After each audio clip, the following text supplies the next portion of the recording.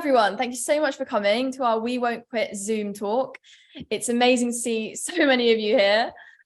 So just to introduce myself briefly, my name is Louise Harris. I'm 24 years old, and you may recognize me as that hysterical eco-zealot that was crying on an M25 gantry.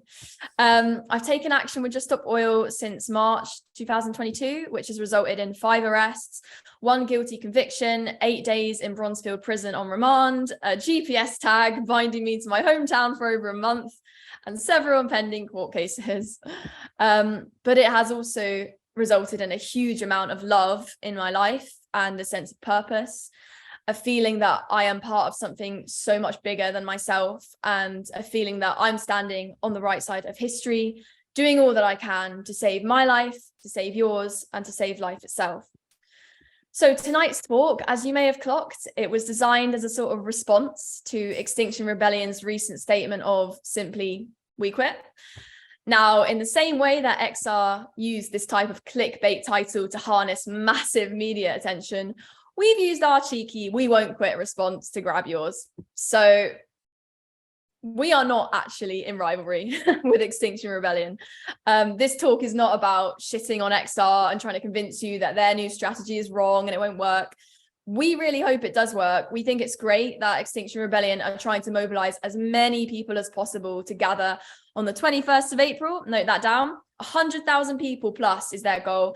And it's great that they're focusing on building relationships within communities to really get as many people as possible aware about the climate crisis and politically engaged with it in some way. Not everyone in this country can afford to risk arrest. But not everyone in the world can afford to put their more disruptive tools of resistance down either. And none of us can afford to lose this battle. So Just Stop Oil are not quitting. We are not quitting our strategy of material, economic, and symbolic disruption. Until the destruction of business as usual quits, we will not quit disrupting its destruction. Until the UK government quits all new fossil fuel licenses, we will not quit fighting for our lives. We won't quit because we can't quit. Extinction Rebellion strategy alone will probably not work. Just Stop Oil's strategy alone will probably not work. We need a vast, diverse range of tactics in the climate activist community to force legislative change of no new fossil fuel projects from the UK government and worldwide. Like with the 50,000 suffragists who used constitutional, peaceful methods such as lobbying, and the 2,000 suffragettes who took direct action such as slashing paintings, smashing windows, and running in front of the King's horse, we need a moderate and a radical flank. But we need that radical flank to win.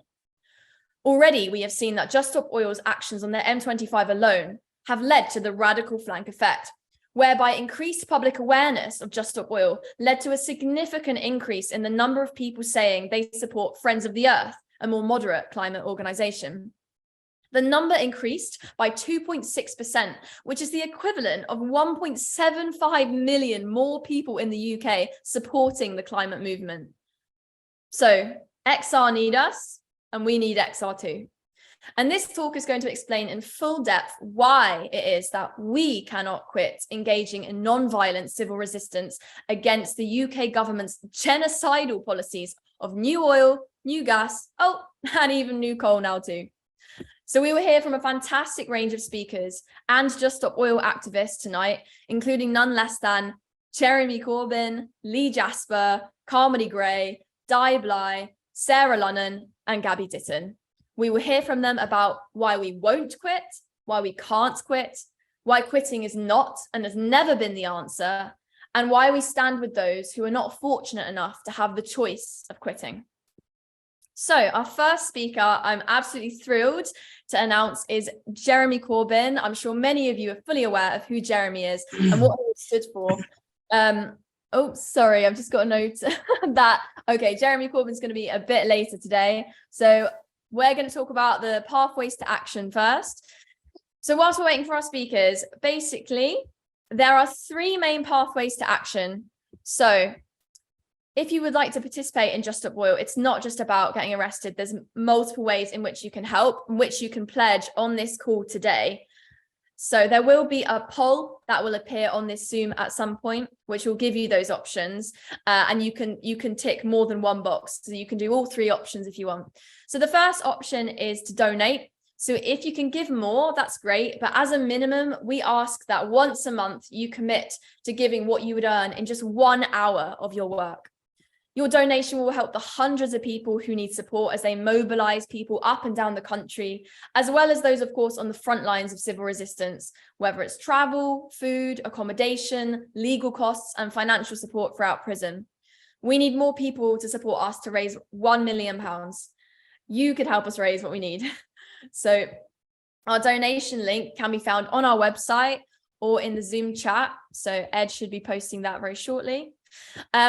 Another pathway to action is to volunteer. So you can support Just Stop Oil just by volunteering your skills and your time in a role that suits you. That can include mobilization, which can be leafleting, hosting or organizing talks, ringing people interested in Just Stop Oil.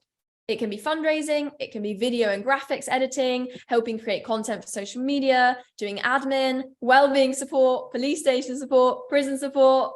There's so much support you can be doing. So please get involved. And the third pathway is to attend a non-violence training. So we're now hosting non-violence training for lots of different groups, not just Just Stop Oil. And these trainings give you an insight into the principle of non-violence, which is key to our campaign of civil resistance. And it helps you decide whether you might be willing yourself to step up and take direct action. And it's a really fantastic training just to do in and of itself. So I really recommend that. So Ed should be posting the link to the non-violence training as well. Okay, so our first speaker today is Di. So bear with me, just gonna find it in the script. So we're gonna hear from Di now. So Di is an individual who has never been happy with abiding by the law if it was manifestly unjust, but she deemed herself broadly law-abiding until she asked her granddaughter, following a climate science lesson at primary school, "How did you let it get like this, Nana?" As a chief officer in local government, Di was pretty good at answering daft or difficult questions, but she was at a loss with this one. How did we all let it get as bad as it is already? Never mind what's coming down the road.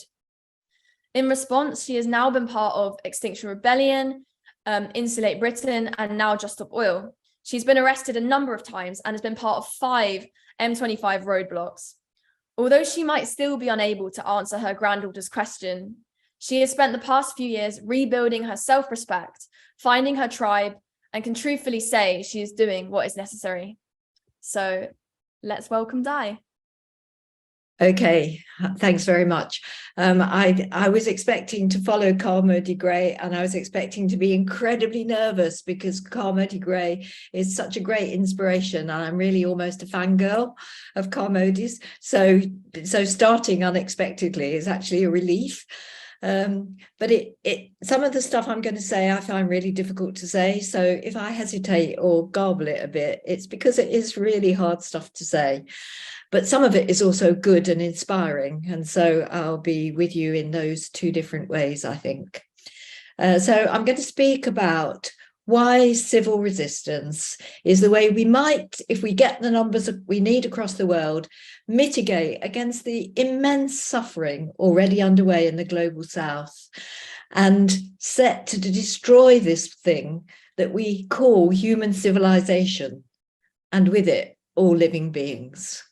So that sort of stuff I just find hard to say because I really feel it in here when I say it. And I know that a lot of the people on the call already do. So I'm going to address the question, why can't we quit if we have a grain of love, kindness, or compassion? I'll say a couple of quick things about the science, because there is very clear science with stark warnings from just about every international, intergovernmental and UK body that anybody who's taking notice of what the science is telling us, anybody, the whole lot, I won't quote them, you've probably read all the quotes. But in fact, no political or corporate leader on the planet is doing enough to fulfill their first duty of care, which is the health and well-being of their citizens. Not one bugger's doing it, not one. So just as a couple of examples, permafrost is ground that's frozen for more than a couple of years. It takes up almost a quarter of the northern hemisphere, and it's melting faster than any scientist predicted. And it will continue to do so, even if emissions stay at their current levels. And of course, they're not, they're rising. It will continue to melt, and it will continue to melt for 200 years. So one of our legacies to future generations is that 200 years of permafrost melting and all the things that get released as it melts, including diseases, which are sort of gone, but mainly methane and carbon emissions. And similarly, the Arctic ice is melting faster than we possibly could have predicted. So instead of reflecting back the heat from the sun, it's changing into dark sea, which is absorbing the heat and so increasing the rate of warming. And animals and plants are disappearing at unprecedented levels.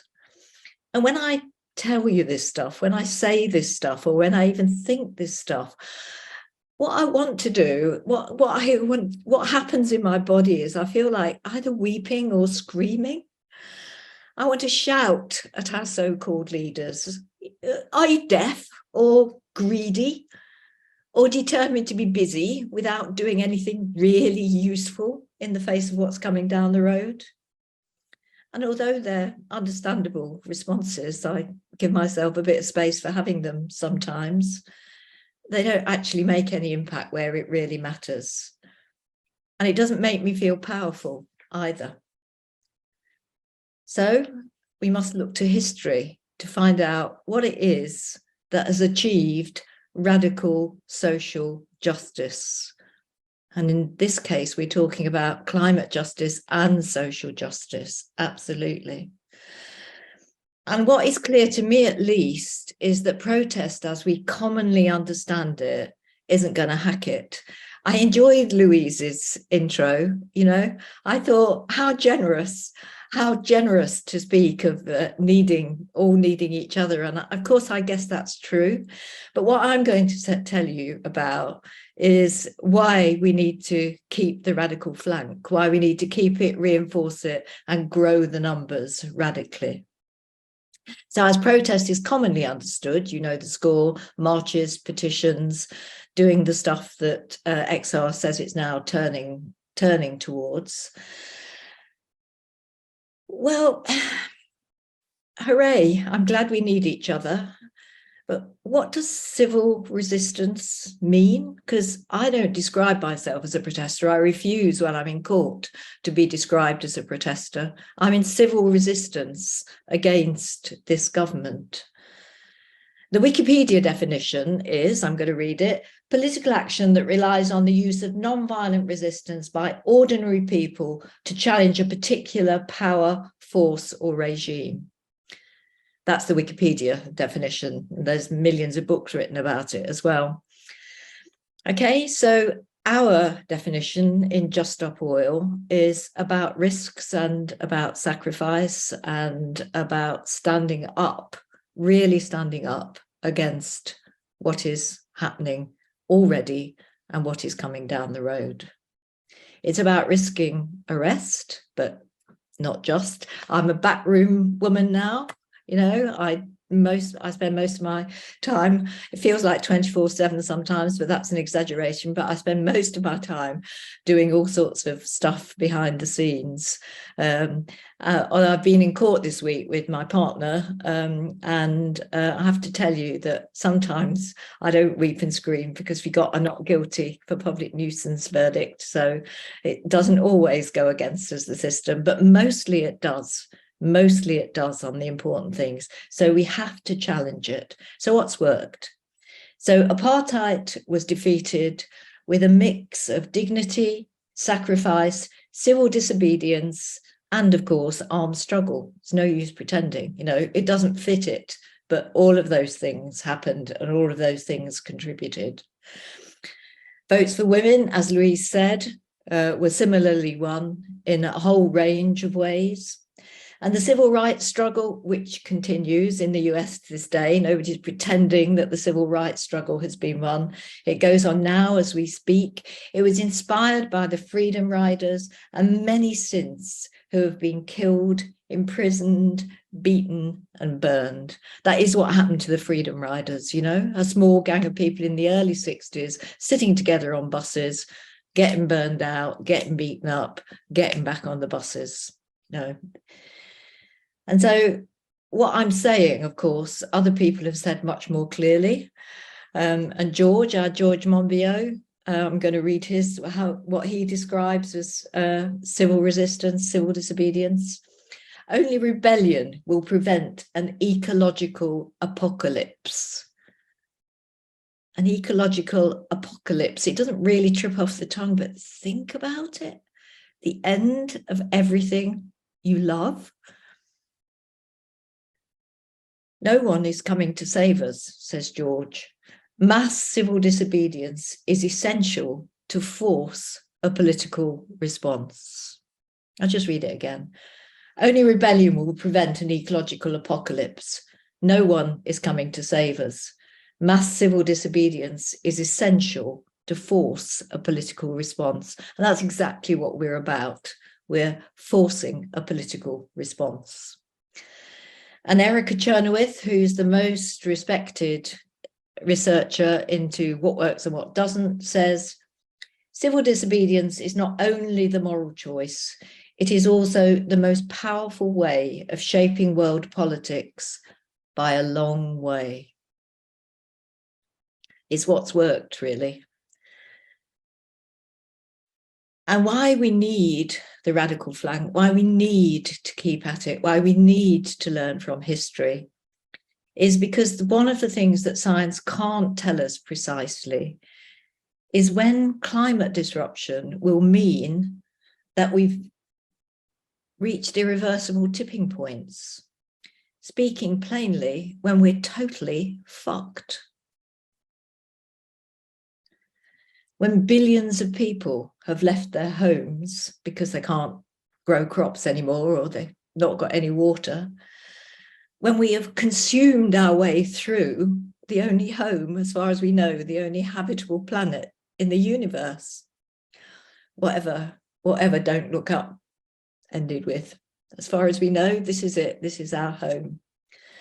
Some scientists say a decade. We've got a decade before we reach those irreversible tipping points. Some say we've got 2 decades. You know, scientists have never, ever faced, we've never faced, and scientists have never had the data like they've got at the moment to be able to be precise about what those irreversible tipping points are and when exactly we'll reach them. They know a lot about what's happening, but they can't be precise. But what difference does it make, really? If we've got 15 years or 20 years, we haven't got time to do other than build a mass movement and to build further our radical flank. So I'm asking you, if you're not already with us, please join us in whatever capacity you can. Thank you. Thank you so much, Di. That was brilliant. And I completely feel the emotion in your voice. It's just such a surreal situation in which we're in, and absolutely so urgent. You know, the former chief scientific advisor to the UK government, Sir David King, last year, he said, the next 3 to 4 years, I believe, will determine the future of humanity. You know, we are absolutely running out of time, and you've really summarized that brilliantly. So the next speaker I'm very pleased to announce is Sarah Lunnan. So Sarah Lunnan is a former Green councillor and parliamentary candidate. She has since organised with the Ecocide Law Project, the Extinction Rebellion Political Circle, and is now part of the Just Stop Oil media team. So Sarah's going to outline in a little more depth why or who Just Stop Oil are, firstly, what we stand for, what our strategies are, and why quitting does not align with our beliefs and the work we see as so vital. So welcome, Sarah. Thanks very much. So I was a very, very minor politician, but it's quite nice to be able to upstage Jeremy Corbyn, but probably the only time in my life I'll ever be able to do it. So where are we?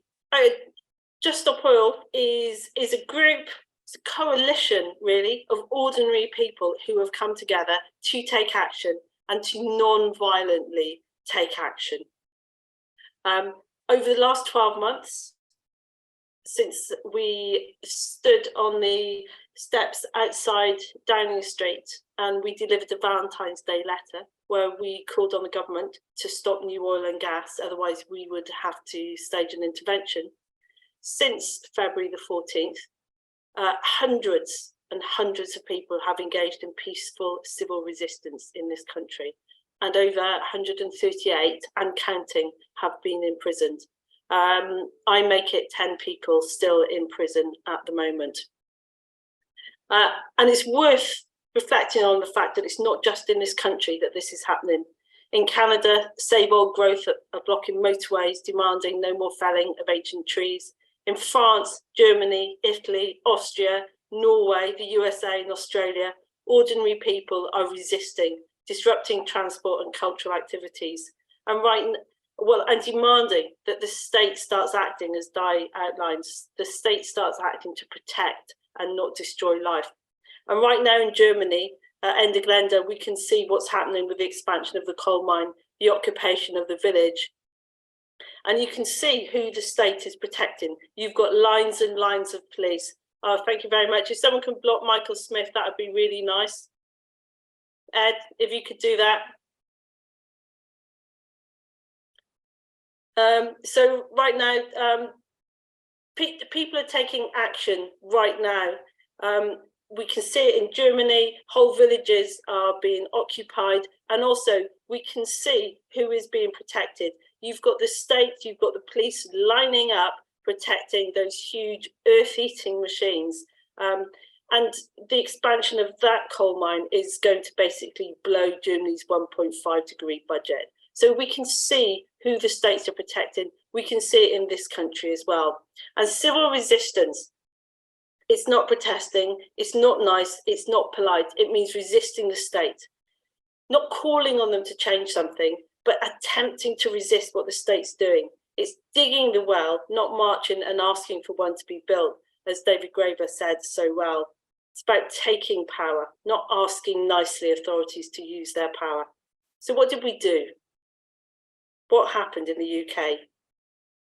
Well, we disrupted the oil supplies in April to over 50% of the country. We had a huge impact. It was hidden in many ways. It wasn't reported a lot by the media, but we occupied 4 of the biggest oil distribution points in this country, and we massively disrupted the supply of petrol. We had a huge impact.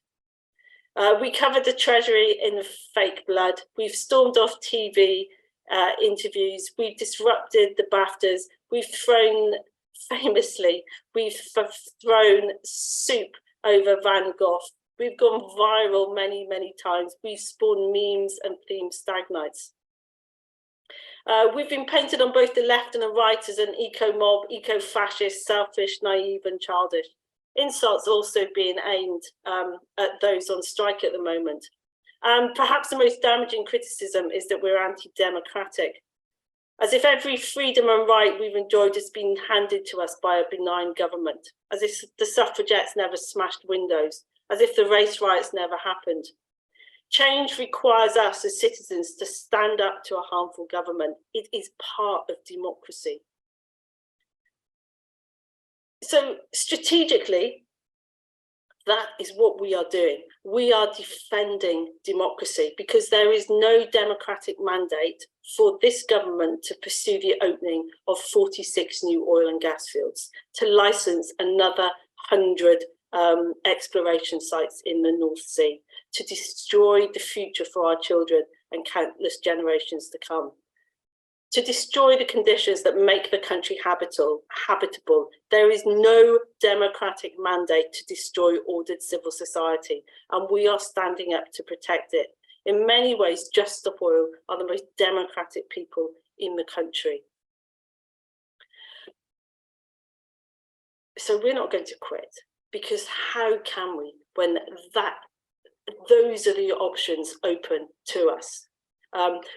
We risk losing ordered civil society if business as usual carries on. That's everything gone, as Di said. So we have to resist the harmful government. And ultimately, that is the strategic imperative that we are taking. We are finding the softest part all the time. We're looking for where we can disrupt in such a way that we put political pressure, political pain on the government, and we force them to act.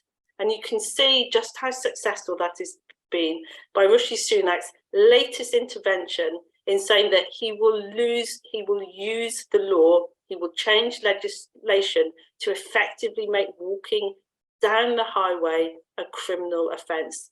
Because 9 or 10 people on various days walked down the road in central London. So we are putting political pressure on the government. We did it by climbing on the gantries on the M25.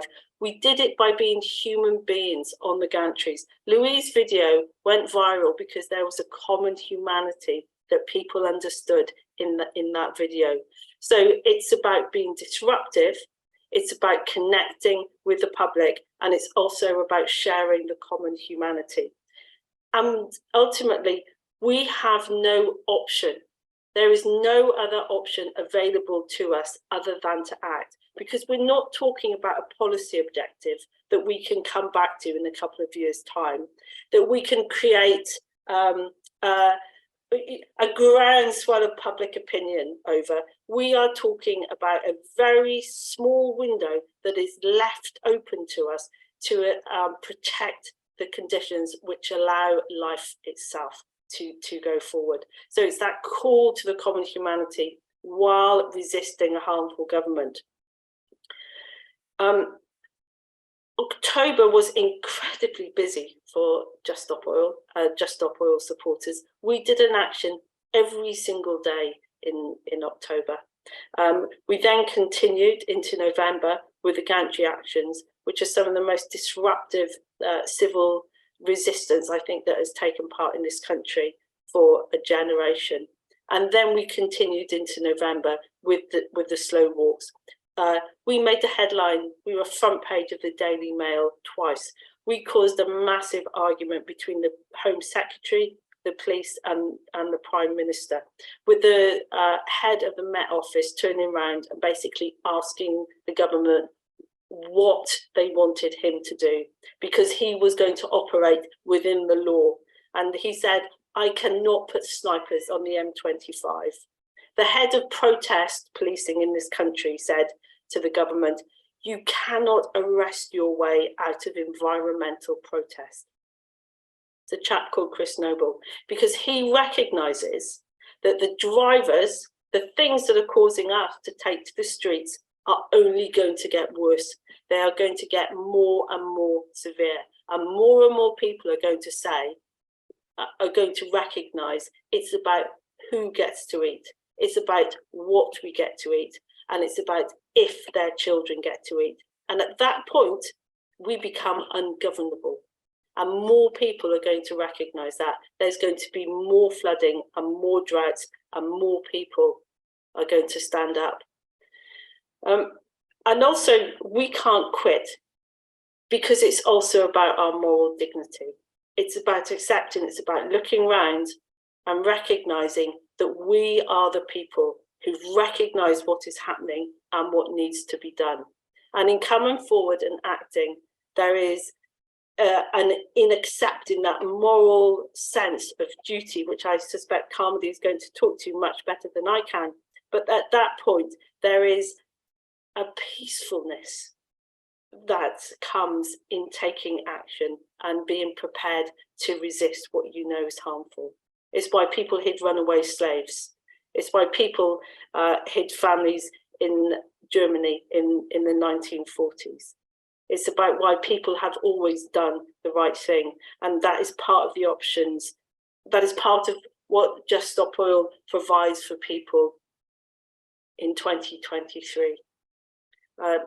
So that's another reason why we can't quit, because it's about doing the right thing as we look forward.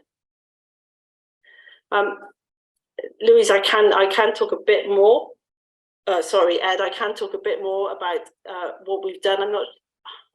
Forgive me, I'm losing track of my facilitator is Louise. Louise, I can continue and talk a little bit more if that would be helpful. I don't know if either Carmody or Jeremy Corbyn have joined us yet. Yeah, Carmody's logged in now. So yeah, if you want to say anything else, absolutely do. I think I only really prepared 10 minutes, but in terms of looking forward with what Just Stop Oil is going to do, we are going to continue with a campaign of civil resistance. There are obviously like a whole swathe of volunteer posts that need doing, but I do ask that everybody on this call recognises that it is in acting together in community that we can find that sense of peace, and also the strength and the courage to carry on acting to protect life on Earth. And the more of us who act together, obviously, the more and more powerful we are. And I think it's like in stepping forward into that courage and into that power is part of the raison d'etre. It's part of the being of Just Stop Oil. It's about us acting together in community and saying to our government, a criminal government, like, we are not going to let you get away with this. Amazing. Thank you so much, Sarah, for outlining what Just Stop Oil have done so far and how we're absolutely not going to quit. I think it's really interesting, even just looking, we've not even been, engaging in civil disobedience for a year. Already we have 92% name recognition in the UK. That's more than Greenpeace. We've seen in October the strategy of attrition every single day we're there. That has been the most impactful. So thank you so much. I'm now going to just announce the poll to you guys. So I mentioned earlier there was going to be a little poll. So it should be happening now, I think. So yeah, I can't see it, but I'm assuming it's somewhere. Okay, I can see it. Perfect. So there should be a poll on your screen now saying, what is your next step with Just Stop Oil? It's multiple choice. You can tick all of the boxes, tick one of the boxes, whatever. So yeah, there's 3 pathways to action. You can donate. So as I said before, as much as you can give is amazing, but as a minimum, we would really love if you could donate an hour's worth of your wages every single month. And that helps fund all of the actions that we do, all of the mobilization. You can occupy a volunteer role. That can be ringing people, leafleting, fundraising, all of the different roles out there. We'll provide you with the information on those so you can select what area you'd be best in. And thirdly, you can attend a non-violence training, and that gives us insight into the principle of non-violence, which is core to the campaign, and it helps you decide whether you yourself may be willing to take direct action and step into civil resistance, which would be absolutely amazing. So yeah, that poll I think is going to remain throughout the Zoom. Is that right, Ed? Yeah, it's gonna remain there, so you can take your time. So I'm now going to announce basically headline speaker. So yeah, the wait is over. Jeremy Corbyn is here. So I'm sure many of you are fully aware of who Jeremy is and what he has stood for over his years working in politics, so serving as leader of the opposition and leader of the Labour Party from 2015 until 2020, and being an MP since 1983. Jeremy continues to fight issues of poverty, inequality, and injustice. Jeremy has a deep understanding of the necessity to take action and is a central voice in defending our right to strike. His work is grounded in ideas of solidarity, community, and kindness, underlined by a firm belief that we can build a more sustainable, caring, and peaceful world for all. So welcome, Jeremy. Thank you very much. I'm sorry I'm a bit late coming on the call. The reason was that we had a very important online meeting of about 500 people in solidarity with the process in Latin America, and in particular, the people in Peru, where President Castillo was removed from office by a legal coup. You can put it no finer than that. And many people, particularly in Puno in the south of Peru, environmental activists who've been campaigning against pollution and many other issues, are being brutally attacked by the police and others, and they are campaigning back against it, trying to get President Castillo released from prison, but also an election process that will bring about a change. And it's very interesting that all across Latin America, every single one of the progressive governments that have been elected recently in Chile, Colombia, Brazil, Mexico, and so on, have all at the core of the campaigns had environmental solidarity and environmental justice. And I was in Brazil for the election of Lula, and I was in the room when he gave his acceptance speech to the election result, and he made some very moving statements about environmental sustainability, the Amazon rainforest, and how when you destroy an historic tree, a tree that's been there in this virgin forest for forever, you are destroying part of ourselves at the same time. And he pledged that he would be a government that would bring about protection of those places, but also wean Brazil off the fossil fuel economy. And there was an attempted coup against him less than a week after he had actually been inaugurated as president by the former president Bolsonaro. He's seen that attempt off, and he's still there as president, and I'm sure will be there and be very strong. But remember, he was in prison only 3 years ago on trumped up charges of corruption and has won back. And so at the center of so much of this is, yes, about economic justice, but it's also about environmental justice. It's also about children growing up, drinking clean water, breathing clean air, not living in cities so foully polluted by cars and lorries. And it's also about the poverty of rural areas where people are forced onto supporting highly mechanized intensive agriculture that is very damaging to the soil structures and the natural world. And so it is an environmental cause that is fundamental to so much of what's happening in Latin America. Now, I want to say thank you to everyone Just Stop Oil. I know that there's been lots of discussions about tactics, and I want to say thank you to all those people that have raised the issue about the nature of our economy in this society. When I was leader of the Labour Party and leader of the opposition, I was very keen that we would develop an environmentally sustainable economic policy. Easier said than done when you think we are a very complex, highly mobile society that relies very much on a great deal of production. And that to win these arguments, we had to have the green industrial revolution, and you have to make sure that those people who currently work in polluting industries, and there are many who do, they're not the guilty people. The guilty people are those that fund them, that finance them, and want them to continue in that way. And so there has to be an interventionist approach to bring about a sustainable economy. Hence the Green Industrial Revolution Initiative, which would require public money to be invested to protect jobs in order to convert them into something that is environmentally sustainable. To me, that is absolutely central to the whole process. But it's also taking ourselves away from the fad of the moment. The idea that you make some change and everything's going to be okay and everything's going to be completely environmentally sustainable. I was in Glasgow for COP26, and the amount of greenwash going on down the road at the main conference. I was in the Webster's Theatre at the West End of Glasgow, where we were holding a sort of parallel COP with environmental groups and campaigners from around the world, which was absolutely fascinating. Everything has a cost. So electric vehicles are obviously cleaner to the air in the cities, but they are very heavy, and the production of lithium is not without a massive environmental cost.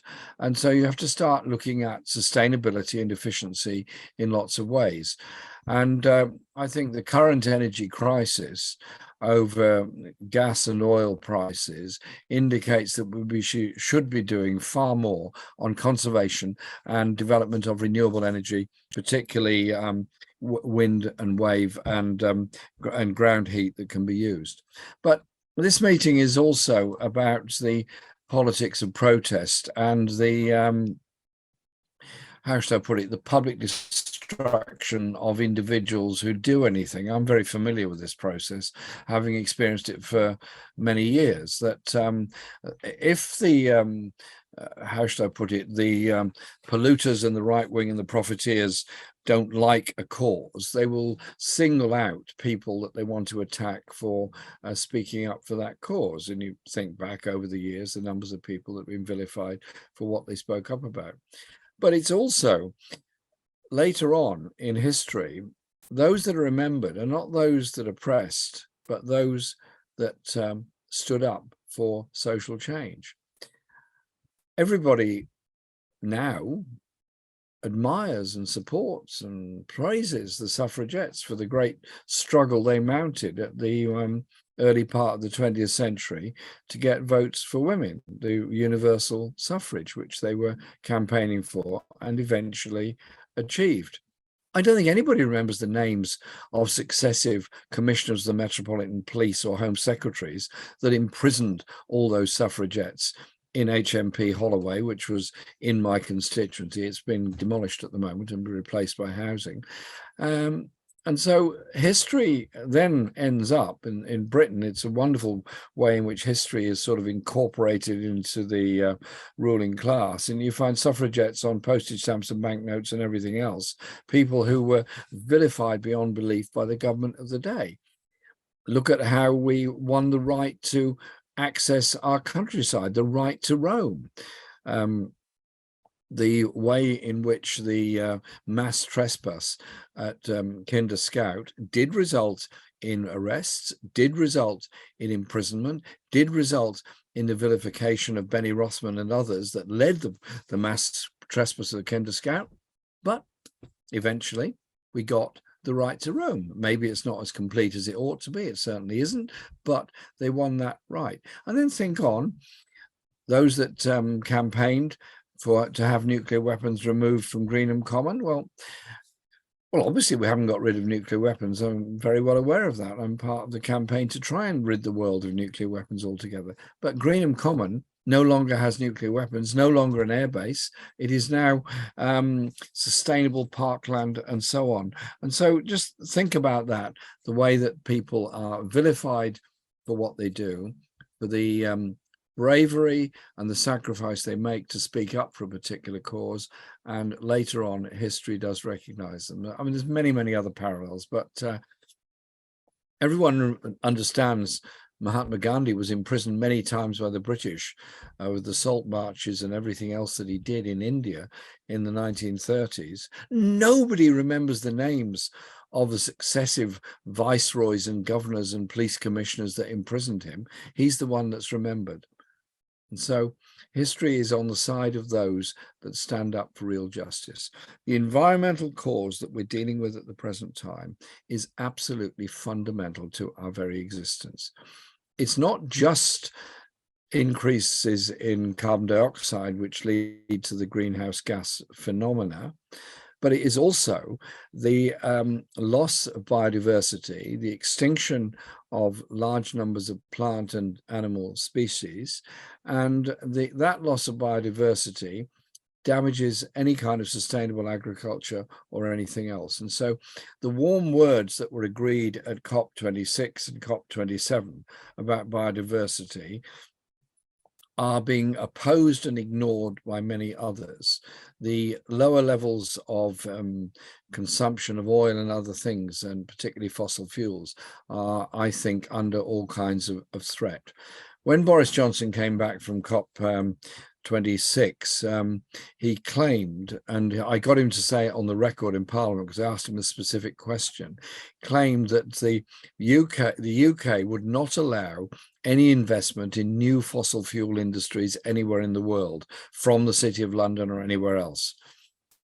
I would be delighted if that was the case. I do not believe it to be the case now, and I do not believe that this government has any intention of making it the case. Therefore, those that say we've got to wean ourselves off the oil economy, wean ourselves off the fossil fuel economy, are really the ones that are walking on the correct side of history. But we have to take people with us, and that means campaigning for alternatives and for sustainable jobs and the protection of jobs, so that people who through no fault of their own are living in a polluted environment and are often working as part and parcel of those industries have something else to do, which is equally as productive, but productive in a sustainable way, which doesn't damage or destroy our environment. And so I want to say thank you. And I want to say thank you to those that have made and still making huge sacrifices. This is very much the early days of a very long process. And you know what? Over the years, you're going to see a bigger and bigger understanding and support, because by the excitement and the immediacy and the innovation of the demonstrations and actions that have been taken, a lot of people have thought, wow, hang on. This is serious. This is important. I've got to do something about it. So thank you very much for everything that's been done. And you know what? We're going to be doing a lot of campaigning on all these environmental issues, but above all, educating the next generation that we cannot go on destroying the natural world, polluting our environment, causing global warming without there being catastrophic consequences for future generations. But it's system change we need to bring that about and protect living standards at the same time and improve those of the poorest people. Thank you. Wow, thank you so much, Jeremy, for being on this call. You know, it's amazing that someone with such political influence like you is supporting us, is coming on here and showing that, you know, all of the different people on strike right now engaging in direct action, where we all have a common cause. You know, there's one crisis here, and it's a crisis of greed. You know, this Tory government, it has broken our country, and it is absolutely time for change. I also think it's really interesting how a YouGov poll has recently shown actually the support for nurses on strike at the moment is around 65%, which is actually the percentage of people who actually say they oppose that Just Stop Oil's tactics. It's really interesting how there's this kind of different perspective on different people, but we are all actually campaigning for this one cause. So the next speaker we have today is Carmody Gray. So I'm thrilled to announce that Carmody Gray is joining us. So Carmody is a philosopher, an ethicist, a theologian, and currently assistant professor in the Department of Religion and Theology at Durham University. She has degrees in theology from Trinity College, Oxford, King's College, Cambridge, and the University of Nottingham, and has also written a book on the subject. So Carmody is going to help underpin our moral obligation to not quit. So welcome, Carmody. Well, you are all on the right side of history.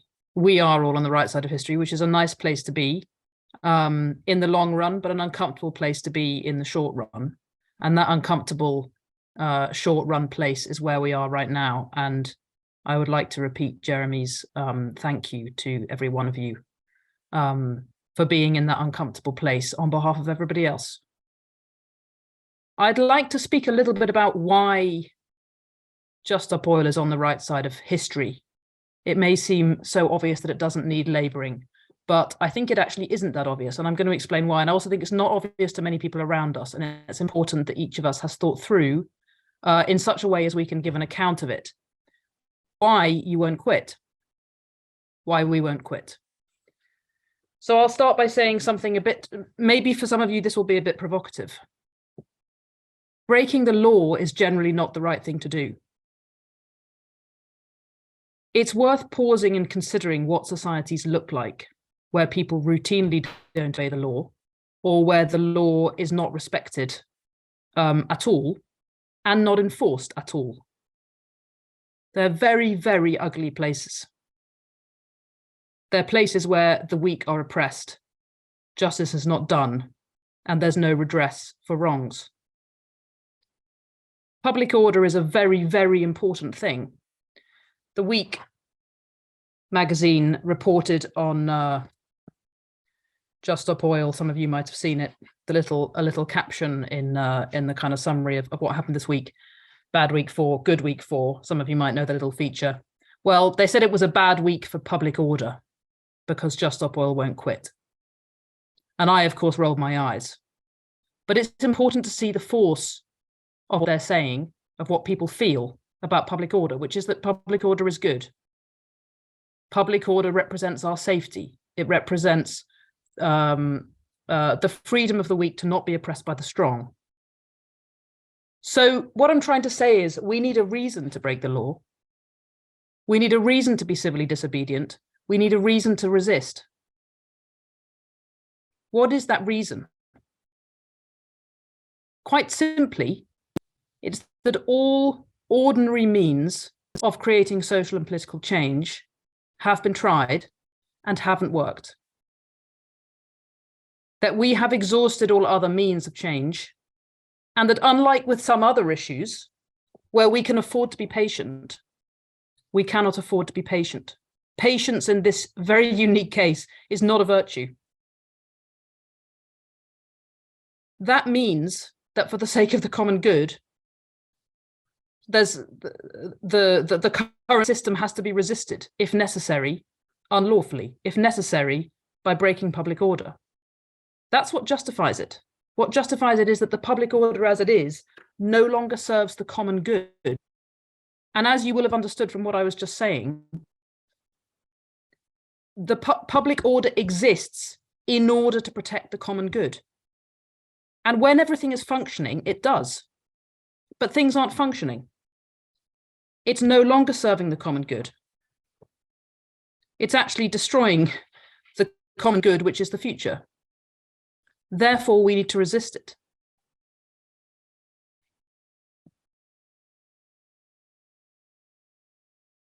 I hope, this is very bold and this is purely personal, what I'm about to say.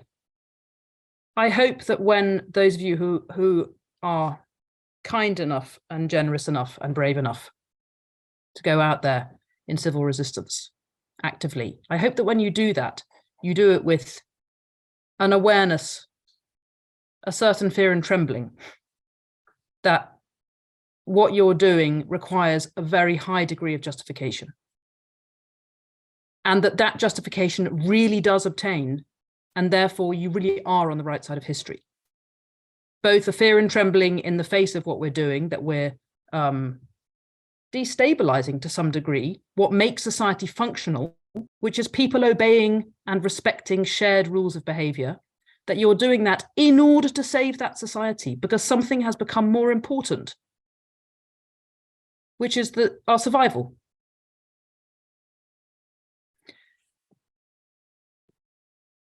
I've had so many conversations recently with people who feel apathetic, with people who feel hopeless, with people who feel paralyzed, with people who are still stuck in the understanding that climate change is somehow their fault. That what they really need to do is try harder, to eat less meat, to recycle more, and to not take the plane to Tenerife when they go on holiday. Just Stop Oil exists to show people, to represent the fact that actually this is not a matter of individual responsibility. None of us can fix this by changing our own life. It can only be fixed at the level of system. The system has to change. I can pour all of my moral effort and energy into trying to clean up my own personal carbon footprint. And if the system doesn't change, no survival. Civil resistance, civil disobedience, those are acts we undertake when it's the system that needs to change. Not me personally. Of course, I also need to change, but let me try an analogy on you. I might have shared this with you before, some of you before. If I want to stop people dying of lung cancer, the main act I need to undertake is not to give up smoking myself. It's a really good thing for me to give up smoking. It's absolutely the right thing to do. But actually what's really needed to stop people dying of lung cancer is to make it impossible to buy cigarettes by making them too expensive or unattractive or whatever it might be, right? It's actually, on that level, it's way more important for me to make cigarettes too expensive to buy than it is for me to give up smoking. If I have a finite amount of moral energy, of personal passion, of human resource, which all of us do, by the way, because we're all finite, if I have a finite amount of that, what is the most important thing for me to do with it in this situation? It is not to recycle more. It's not to, plant more bee attracting flowers in my garden. Those things are really good to do. But it really serves the people who are benefiting from the current system if you pour all of your energy into that, because nothing at the system level changes by you doing that. So if you have a finite amount of energy, for goodness sake, let's put it into system change. Every single peaceful means must be used to bring about system change. As all of you know, and I don't need to tell you, there are many means. Civil resistance is one of them. And I hope that those of you who, for one reason or another, don't feel able to undertake civil resistance yourself can undertake those other means, which of course include supporting those who do undertake civil resistance. But the bottom line is, let us not accept any nonsense from anyone that this is something that you can fix by changing your own consumer habits. I think I've told you before, BP invented the term carbon footprint. They invented it because they want you to think that fixing climate change is something that you have to do when you're standing at the pump. Responsibilities are heavily differentiated here. The head of BP has more responsibility than me, and I have more responsibility than a woman in Eritrea. How do I exercise the responsibility that I do in fact have? It's by making it impossible for the CEO of BP to hold the future hostage. And that is exactly what is happening. Everybody who cares about the future needs to save every ounce of their energy for system change. They need to ask, what can I do as me in my place to make that happen? And a system that destroys the future cannot be said to be serving the common good. And therefore, to a degree, it has forfeited its right to your obedience. That's the moral justification of civil resistance in this time. I want to say one final thing. I noticed the massive reaction to the announcement from Extinction Rebellion that they were quitting. It was almost as though people had been outsourcing responsibility for the future to them. And also to you, right? Also to Just Stop Oil. And they were like, bloody hell, if Extinction Rebellion's not doing it anymore, who's going to save us? People are actually, even though it seems like an incredibly hostile social environment, people actually take hope from what you're doing. They're like, you know what? Some people actually care about this. They sleep more soundly because of that. That's obviously a double-edged sword, because they're like, that's okay, JSO is doing all of the resisting and I don't need to. And that's not the message that we want. But still, it says something. People are scared if they think that those who used to be fighting for the future have stopped. That's actually a really amazing thing. You know, this is a gathering of only 138 people right now. But the moral, if you like, the symbolic power of what you're doing is absolutely immense. And you are on the right side of history. So keep it up. Thank you so much, Carmody. That was brilliant. I always love hearing you speak, honestly. Yeah, that thing about BP inventing the carbon footprint, I think so many people don't know that. And it's just, yeah, a distraction technique. It's really hard when, we don't really see the faces of the murderers. I think it's such a unique crisis in that sense. So yeah, thank you so much for talking about our moral obligation. So I'm just going to remind everybody briefly of the poll. It should still be on your screen. So yeah, throughout this call, we're just encouraging everyone to basically let us know what you're interested in. Would you like to donate, occupy a volunteer role, or sign up for a non-violence training? As Carmody just said, even if you yourself don't feel you can kind of step into the actual actions and get arrested, etc., you can still be part of this movement of civil resistance, because we need funds to carry on. We need people in the support roles in order to be able to go on the M25 and spray paint buildings, etc. So yeah, if you place your votes, that would be amazing.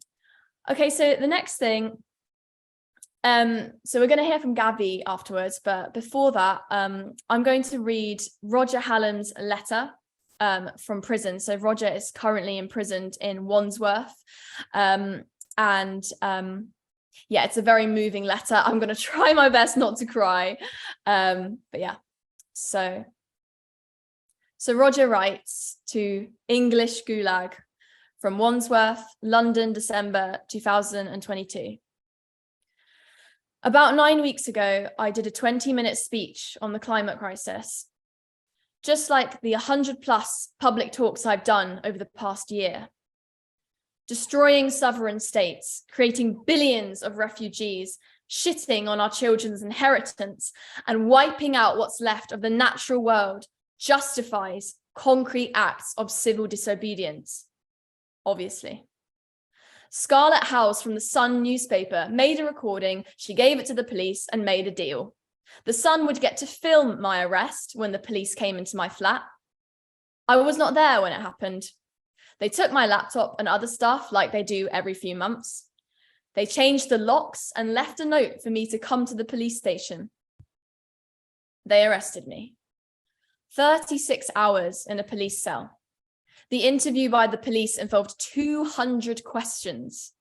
200 times I said, no comment. Not one question on me talking about James Hansen, ex-head of NASA, and his colleague's latest memo confirming the world will pass 1.5 degrees in 2024. Not one question on me saying that the worst episode of suffering and injustice in human history more than justifies non-violent disruption under English common law, right of necessity. Some evidence cannot be collected.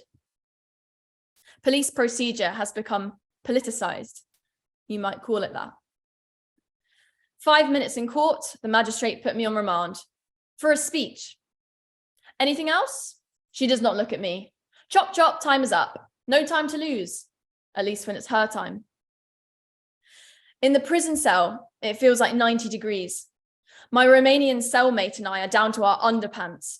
Outside, it's the hottest November on record and the heating is on full blast. There's no water in the cell. For 3 days, the toilet won't flush. The plumbing's down on the whole wing. I talked to a prison officer who seemed important. There's no water in the cell. I suggest you make some phone calls.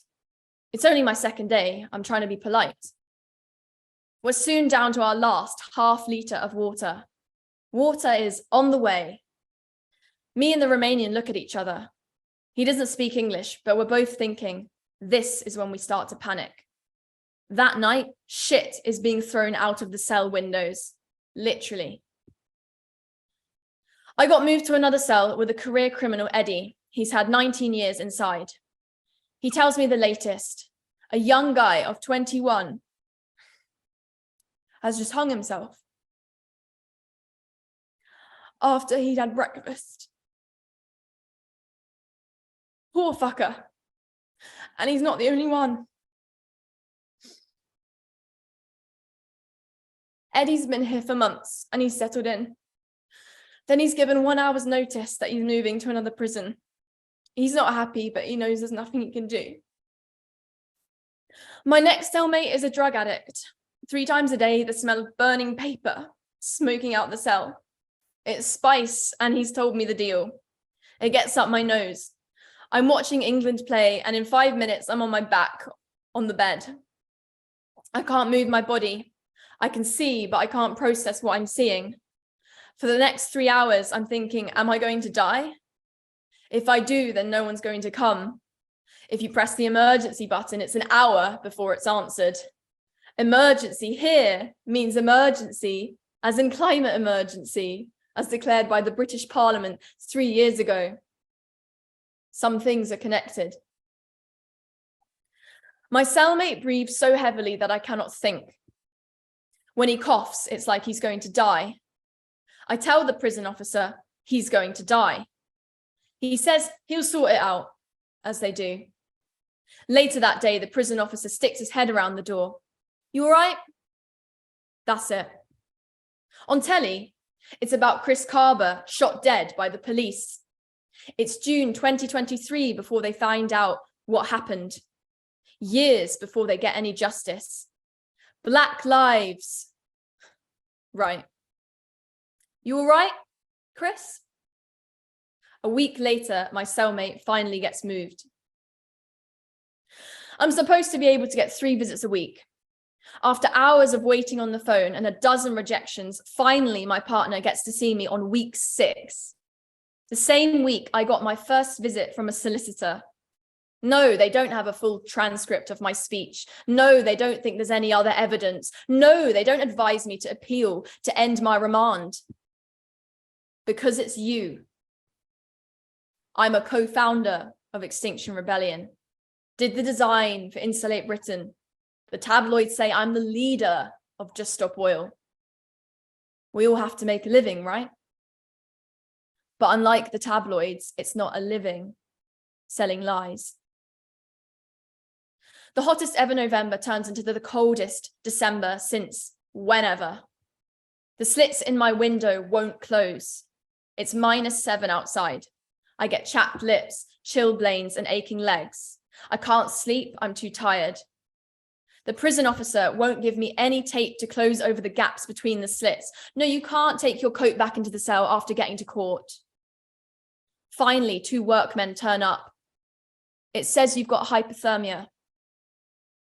They don't blink. They get a big pair of pliers and twist the dial with 2 hands. The slits close. They'd gotten stuck. Really hot, really cold. Freak weather? No, it's weather blocking, stupid. 50% of the ice in the Arctic has melted. The cold air slips into the hot into the cold. Wind slows down. It all started 15 years ago. I was a farmer then. 7 weeks of rain every day from June for 2 years running. I lost all of my summer crops. Weeks of -15 degrees. I lost all my winter crops. I'm not a farmer anymore, but I'm still here. Others committed suicide, but that doesn't get on the news. When all the ice is melted in the summer, in the coming years, according to peer-reviewed papers, it will get 1,000 times worse and billions will starve. Then it will get in the news. Adam, this is the bit where the reader doesn't look up, right? Yesterday, the heating broke down. Yes, there is a pattern here. As I write this, I've got a t-shirt tied around my head and a blanket over my shoulders and legs. I put my hands down my trousers between writing paragraphs. The English gulag. On telly is the cost of living crisis. Kids are sitting in front of the TV covered in blankets. The heating only goes on for 20 minutes a day. Nurses are going on strike. In A&E's waiting rooms, patients are sitting on the floor while their children are in pain in their arms. In schools, the roofs are leaking and sewage comes up into the corridors. The English gulag. Do you think I'm talking about prison? The joke's on you. This country is a gulag.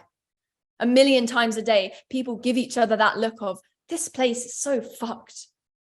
It's just that we in prison are on the worst wing. But yeah, your cell doors are locked too. It's just that your cells are bigger than ours. I went for an education interview. A prisoner says, aren't you one of them protesters? Well, tell them when you get out that 3 prisoners have committed suicide in here. Tell them that.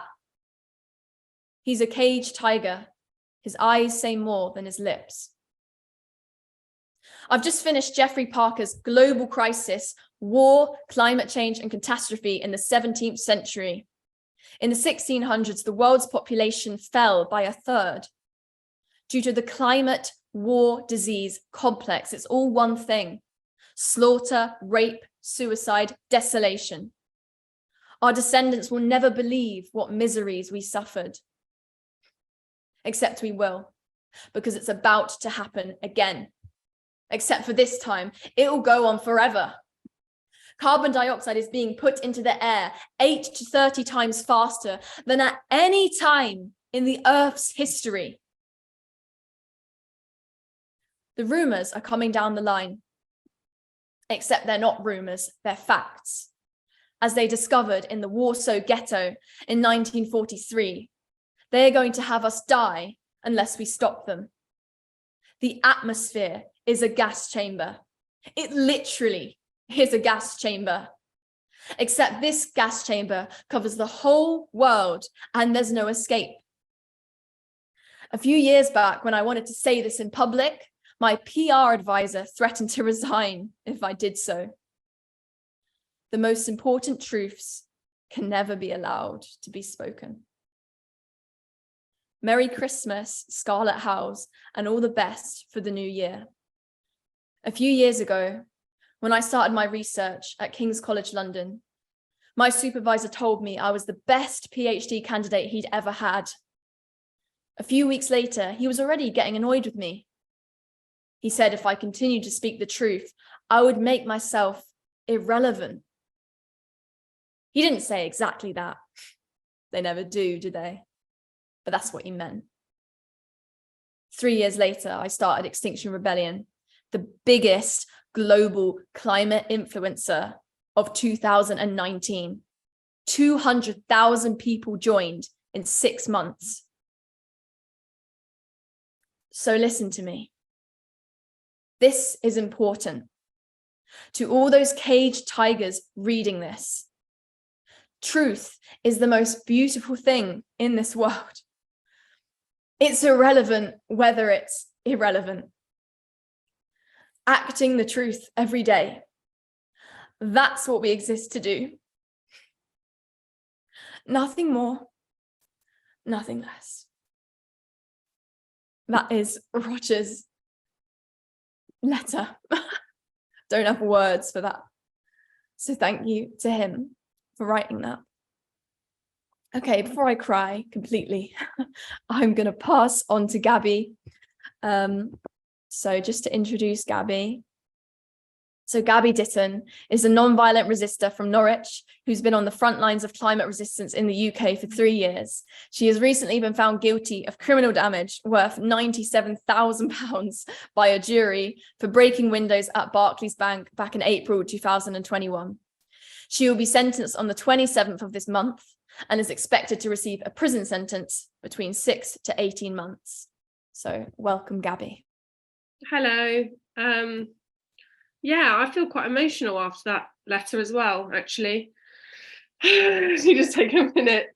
Yeah, hello. I'm not very well at the moment, so this is probably not going to be as great as it normally would be. And I feel a little bit nervous for some reason. I think maybe because everyone's spoken so well.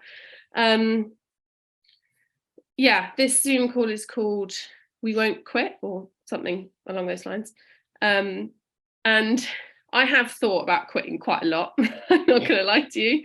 I think about it, I wouldn't say regularly, but sometimes I think about escaping maybe to Scotland and going to find a little place up there and blocking all of this stuff out. And sometimes I allow my brain to like really think about that and how that would be, but because the thought of carrying on is like, God.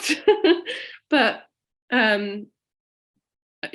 really, I know that I can't do that, because I would feel so much worse than if I carried on. And the only regrets that I have are the actions that I haven't taken, because there have been some actions that I've said no to, but like, for example, the football action that we did earlier in the year. The thought of going out on a football pitch in front of thousands of people was just like too much for me, and I really regret not doing that action, as well as a couple of other actions that I haven't done. So the only regrets that I've had are the actions that I haven't done. And I think in 10 years time, or however long we've got, we don't know how long we've got, we are all going to have to look back on this time, 2022, 2023, and we're only going to be left with what didn't we do. So I just really want to encourage everyone to, this year, just push themselves further than you want to, basically, because you are so much more capable than what you think you are. And everything seems impossible, doesn't it, until it's actually done. And we are going to be asked in the future what we did when we knew what we know, because we've all heard it now a few times probably, and we're going to be asked what we did, and we're going to have to provide an answer to that question, just on a personal level. And I don't know how to empower people. I don't know how to do it. I wish there was a formula. Gab, say this, and then people will understand how powerful they are. But I guess the other thing I want to say is that we're not alone. Of course, we've all got each other. And I think even just the people on this call, you know, there's over 100 of us. Like, if we really put all of our chips in, we could have the revolution we wanted over a weekend. But we're all still holding something back. You know, oh, I don't want to go all in if other people aren't going to go all in, you know, like, ooh. But this is the year that we have to do it, and we're going to do it together. And I personally feel like I owe it to the people that are in prison at the moment and have been for a number of months. I mean, if they can do that, I can do it as well, you know. And we all can, of course we can, if we're emotionally, mentally prepared, and we've got the support of the community. Of course we can do it, and we have a responsibility to. And I don't think any of us are going to regret putting ourselves forward to do actions that are going to have high consequences, because we're going to do it. We're going to do it together. Am I worried about prison? Yes. Do I regret taking the action? Absolutely not. Would I do it again? I'm not allowed to answer that for legal reasons. But I absolutely don't regret it at all. And I really want everyone to just push themselves further and harder this year, because you're not going to regret any decisions that we make, as long as we act with love with each other. I think that's all I'll say for now. Thank you, Louise. Thank you so much, Gabby. Oh, gosh, well, it's been an emotional night, I think, for everyone. So yeah, thank you so much to our amazing speakers. It's such a privilege to be able to hear from such a diverse, inspiring and powerful range of voices. Your words are a testimony to our statement: we won't quit, we can't quit, we will never quit, because quitting is not the answer. This is a critical point in history. By engaging in the conversation and acting in response to it, you are on the right side of history.